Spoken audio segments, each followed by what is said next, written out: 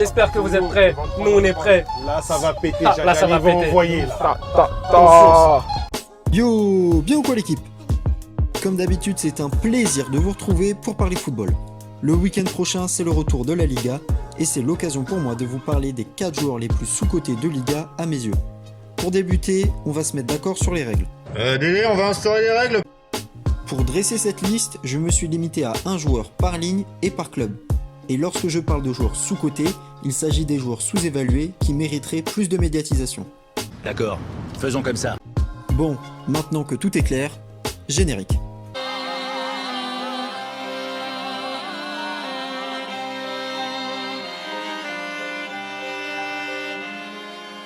Pour le poste de gardien de but, j'ai choisi Heitor Fernandez.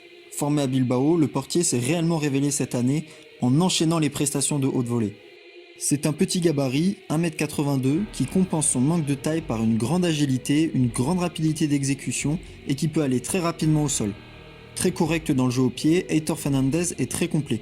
L'un des joueurs les plus complets que j'ai vu sur cette terre. C'est moi qui vous le dis, c'est l'un des joueurs les plus complets. Je trouve quand même qu'il a tendance à aller au sol trop rapidement et que dans des 1 contre 1, ça lui porte souvent préjudice. Il est souvent soit lobé, soit il prend une grosse frappe à mi-hauteur. En défense, je n'ai pas hésité longtemps et j'ai écarté Daconam de Getafe et Inigo Martinez de Bilbao pour prendre un joueur que j'adore, Daniel Vaz de Valence. L'ancien d'Evian Tournon Gaillard a vraiment mûri depuis son arrivée en Espagne et c'est aujourd'hui un joueur redoutable.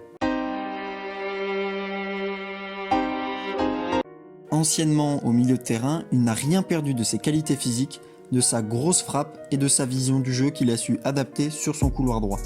Il a débuté en tant que latéral droit pour pallier une blessure avant de s'y imposer clairement. Aujourd'hui, il a une formidable qualité de passe pour soit adresser de longs ballons ou centrer. Dans toutes les positions, il trouve sa cible. En plein dans le mille, c'est un diagnostic béton. Il fait notamment la différence sur sa lecture du jeu et anticipe à merveille les déplacements de ses coéquipiers. En plus, c'est un tireur de coup franc hors pair qui peut frapper en force ou avec précision.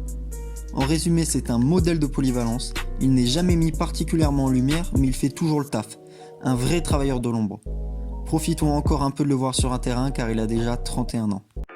Au milieu de terrain, je n'ai pas vraiment hésité et j'ai choisi d'étudier Marc Cucurella.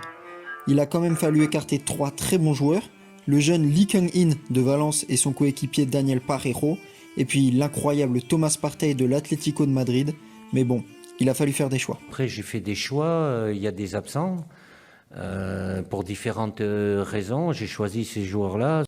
Cucurella peut dépanner en tant que latéral, mais pour extraire le maximum de son talent et de sa palette technique, il faut vraiment le faire jouer un cran plus haut en tant que milieu gauche. Il se différencie de ses concurrents par son engagement, le nombre de ses duels. C'est un joueur qui n'hésite pas à jouer et à se battre sur chaque ballon. Mais ce n'est pas juste un destructeur, il a un gros bagage technique et une super patte gauche. Avec son pied gauche, je sais pas pourquoi, mais il sort dans la tête. En plus d'être rapide et très habile de ses pieds, il essaie de se rendre disponible constamment. C'est un véritable leader sur le terrain, c'est vraiment un joueur qui dégage quelque chose. Le joueur prêté par Barcelone réalise vraiment une super saison où il comptabilise 1 but et 5 passes décisives en Liga. Il a d'ailleurs été appelé avec la sélection 5 fois et a déjà trouvé le chemin des filets avec la Roja. Incroyable. Mec, c'est vraiment incroyable. Mec, ce soir, c'est carrément incroyable. Mec, c'est carrément incroyable. C'est vraiment incroyable, mec. C'est un joueur de côté mais qui a tout d'un milieu récupérateur, de l'engagement, des passes simples et toujours démarqué pour offrir une solution. Regardez bien ces 2 actions. À chaque fois il se bat, il récupère un ballon précieux, puis passe rapide vers l'avant tout en faisant l'effort d'offrir une solution offensive. C'est un profil atypique qui révolutionne son poste. C'est vraiment le genre de joueur qu'on adore avoir dans son équipe, qui se donne pour 2 et qui est hyper technique. J'attends vraiment de le voir dans un plus grand club qui joue le pressing intensif et où il pourra encore plus se démarquer. Mon choix le plus difficile a été sans aucun doute celui de l'attaquant. Je voulais d'abord parler de Samuel Chukwueze, mais depuis la saison dernière, l'international nigérian a vraiment été mis en avant et n'est plus si sous-coté. J'ai ensuite voulu parler d'un attaquant des 2 duos hyper efficaces de Liga, celui de Getafe Mata Molina, ou celui d'Alaves Joselu Lucas Perez, mais à chaque fois il était impossible de les dissocier l'un de l'autre. Jacques Alexis, c'est qui? Mais quand vous allez au champ là, comment vous travaillez? Je pensais enfin avoir trouvé le candidat idéal avec Maxi Gomez, un joueur formidable, inconnu par beaucoup de monde, mais il joue à Valence et Daniel Vaz est déjà dans ce classement. Je vais donc vous faire découvrir ou redécouvrir Alexander Isak.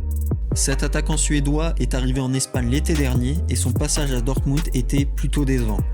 Mais cette année, il s'est révélé au grand public, notamment après son match de très grande classe face au Real Madrid et en inscrivant 14 buts et délivrant 4 passes décisives en 34 matchs.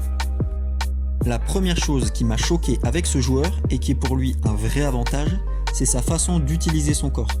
Lorsqu'il a le ballon, c'est très compliqué de la lui prendre et il utilise ses bras et ses épaules pour toujours très bien s'orienter et se débarrasser de son vis-à-vis. Malgré son physique atypique et sa grande taille, il n'en est pas pour autant moins technique et moins rapide. Il est capable de partir de loin pour provoquer et n'est pas qu'un simple finisseur.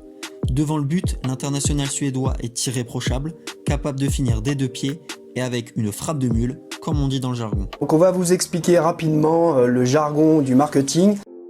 Ces superbes prestations ont même tapé dans l'œil du Barça qui pourrait s'en approcher si la piste Lautaro Martinez ne donnait pas suite. Bon, j'espère que la vidéo vous a plu. Êtes-vous d'accord avec les 4 joueurs sélectionnés? Faites le vôtre avec les mêmes contraintes en commentaire. Je voulais aussi glisser un big up à la chaîne Total Football, d'où sont extraits de nombreuses images qui fait vraiment des montages sympas, liés en description.